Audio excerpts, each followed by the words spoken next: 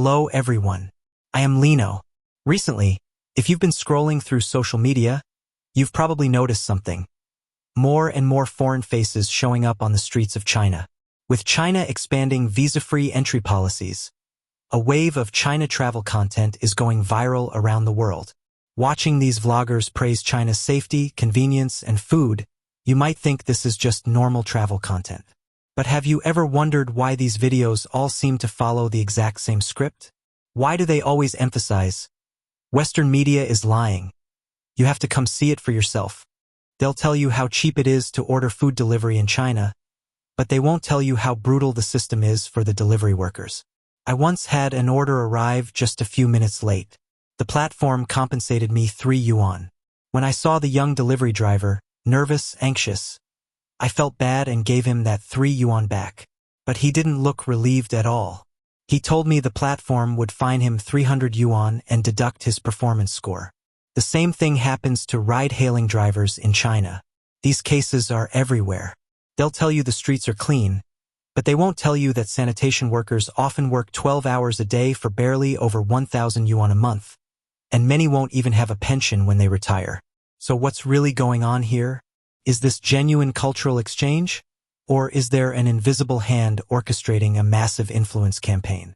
Today, we're going to peel back the curtain and talk about how the Chinese government leverages what people call foreign propagandists, foreign influencers who receive support and align with official narratives, to shape perceptions in the US and around the world. To understand this, we first need to look at the foundation of China's global propaganda strategy. For years, the Chinese government has invested heavily in expanding its global influence. Early on, the approach was very direct and very expensive. For example, since 2016, China Daily has paid over $19 million to U.S. media outlets, with more than $11 million going to major newspapers like the Washington Post and the Wall Street Journal. This strategy is known as borrowing a boat to go out to sea, placing paid inserts called China Watch inside respected Western newspapers. Although they're labeled as ads, they're designed to look like real news, using the credibility of Western media to promote a positive image of China. But over time, this strategy became less effective. According to Pew Research Center surveys, American public opinion toward China has dropped to its lowest level in 15 years. So the strategy evolved toward something more subtle, more disguised, and more persuasive. Why shift toward influencers instead of relying solely on state media like CGTN or Xinhua? As some researchers have pointed out, it's not enough for the party to praise itself. When foreigners say it, it sounds more credible. Official media carries an unavoidable political label, which naturally triggers skepticism among Western audiences. Foreign influencers, on the other hand, have several advantages. They present themselves as individuals talking about daily life, food, and travel, seemingly apolitical. They constantly repeat the idea that you can't have an opinion unless you've been there. When a white foreigner sits on a street in Beijing and says, "This feels safer than New York," the visual impact is far stronger than any official statement.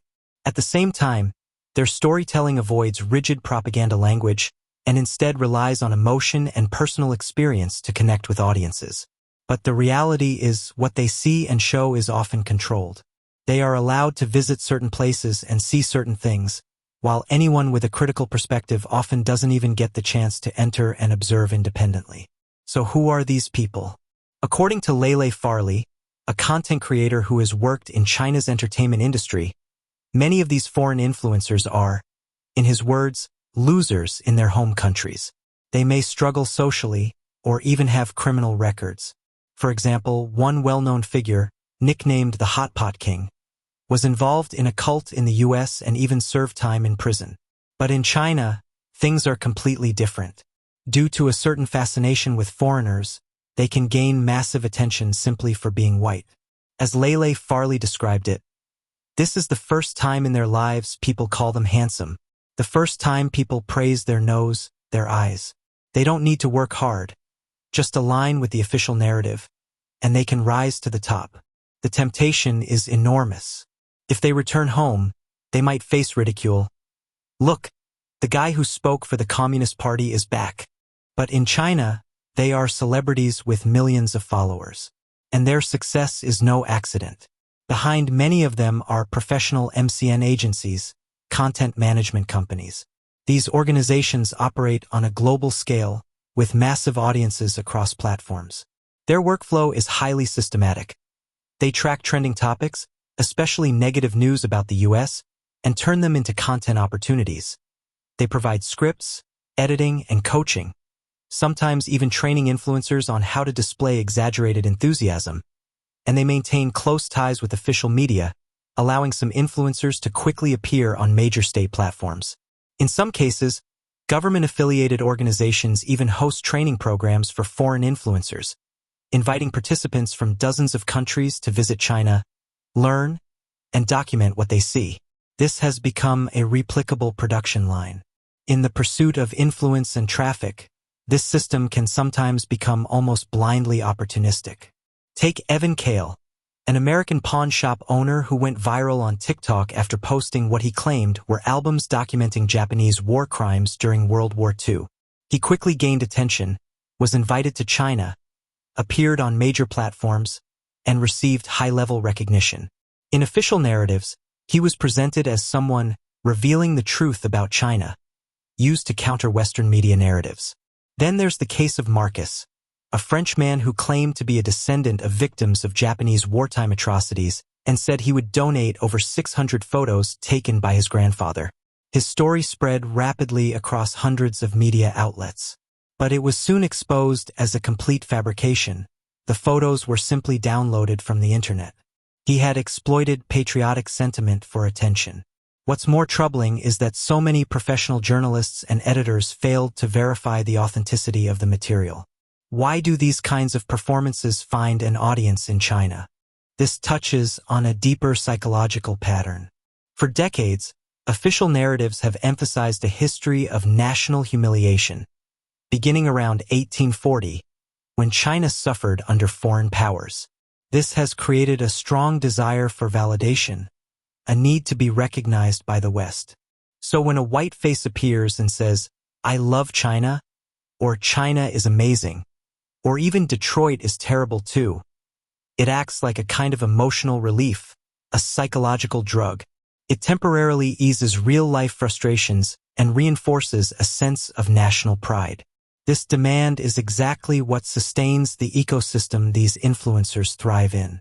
And this influence doesn't stop at content. It extends into technology. Apps like WeChat and TikTok play important roles. Some argue that WeChat monitors overseas users and uses that data to train domestic censorship systems. This creates a feedback loop. Independent voices are suppressed, while pro-government narratives are amplified. In China, if you discuss political issues or mention specific names in a WeChat group, that group will be immediately shut down. Your own WeChat account may be suspended, and you could even receive an immediate phone call from the police for questioning. This is not an exaggeration. I've experienced it myself. We can talk about this story sometime. In the case of Taiwan, similar strategies are even more visible.